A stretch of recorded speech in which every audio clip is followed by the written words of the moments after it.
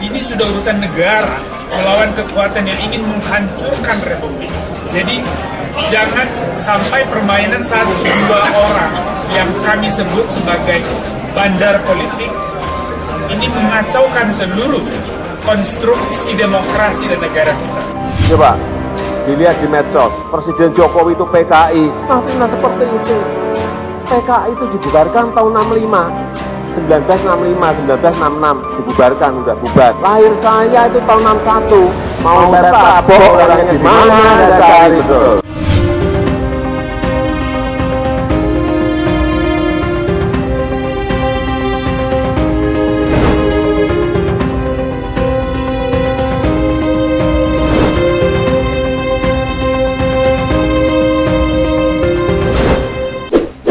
Faksi rancang kudeta Jokowi, Boni Hargens bongkar semua dalangnya.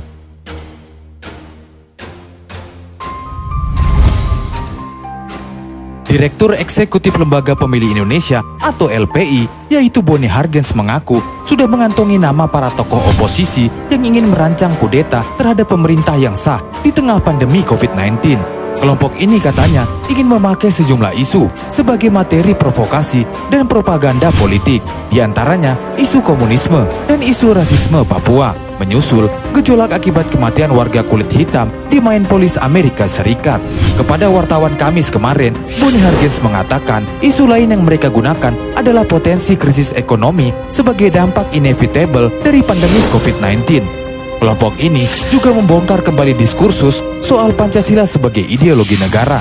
Apapun isu yang mereka gunakan, kata Boni Hargens, itu hanyalah instrumen untuk melancarkan serangan-serangan politik dalam rangka mendelegitimasi pemerintahan yang sah. Boni Hargens menilai kelompok ini tak bisa disebut sebagai barisan sakit hati semata, karena ini bukan lagi dendam politik semata. Mereka lanjutnya adalah laskar pengacau negara dan pemburu rente.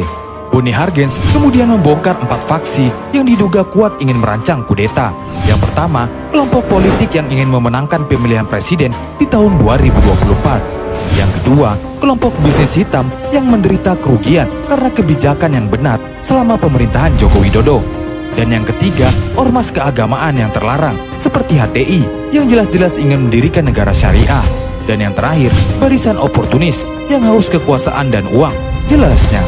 Untuk itu, Boni Hargens lebih suka menyebut mereka sebagai laskar pengacau negara ketimbang barisan sakit hati. Mereka tuturnya pengacau karena ingin merusak tatanan demokrasi dengan berusaha menjatuhkan pemerintahan sah hasil pemilu demokratis. Mereka juga pengacau karena ingin mempertanyakan kembali Pancasila sebagai ideologi negara. Ada intensi untuk menuduh Pancasila sebagai bukan ideologi. Mereka juga pemburu rente karena memiliki orientasi mencari keuntungan finansial. Boni Hargens membeberkan ada bandar di balik gerakan mereka, mulai dari bandar menengah sampai bandar papan atas. Bandar menengah, misalnya oknum pengusaha pom bensin dan perkebunan asal Bengkulu, dan bandar papan atas yang tak disebutkannya. Ia pun menyayangkan salah satu tokoh agama yang ia duga ikut terlibat di dalamnya. Boni Hargens mengatakan beliau kan panutan umat, tokoh yang didengar banyak orang. Tak bijak jika ikut berkecimpung memperkeruh kolam yang bersih. Negara ini butuh negarawan dari segala lapisan supaya bisa menjadi negara besar. Tokoh agama dan intelektual adalah panutan masyarakat. Maka harus ada keteladanan moral dalam bertindak dan berbicara di ruang publik.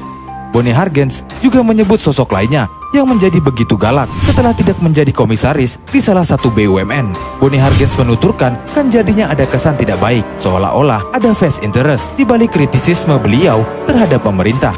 Banyak cara untuk memberi masukan pada pemerintah tanpa harus membuat gelombang keresahan yang merugikan masa depan bangsa dan negara. Sebelumnya, anggota Komisi 1 DPR dari fraksi Partai PDIP, yaitu Majen TNI Purnawirawan TB Hasanuddin, menanggapi maraknya isu pemakzulan presiden yang berkembang akhir-akhir ini. Isu ini bahkan menimbulkan kegaduhan tersendiri di tengah-tengah masyarakat. Apalagi saat ini Indonesia masih bergulat melawan pandemi COVID-19. Kepada wartawan Kamis kemarin, Hasanuddin mengatakan tidak mudah untuk menurunkan presiden pilihan rakyat. Proses pemakzulan presiden cukup sulit. Hasanuddin menjelaskan dengan konfigurasi koalisi partai politik saat ini, proses pemakzulan presiden nyaris tak mungkin. Bila memang terjadi, ia mengatakan mekanismenya DPR harus menggunakan hak menyatakan pendapat.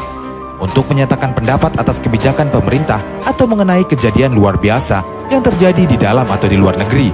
Bila terdapat dugaan presiden atau presiden melakukan pelanggaran hukum atau pengkhianatan terhadap negara, korupsi, penyuapan, maupun tindakan tercela tertuang dalam Undang-Undang MD 3 Pasal 79 Ayat 4. Hasanuddin menegaskan keputusan ini akan sah bila dihadiri oleh minimal 2/3 dari jumlah anggota DPR.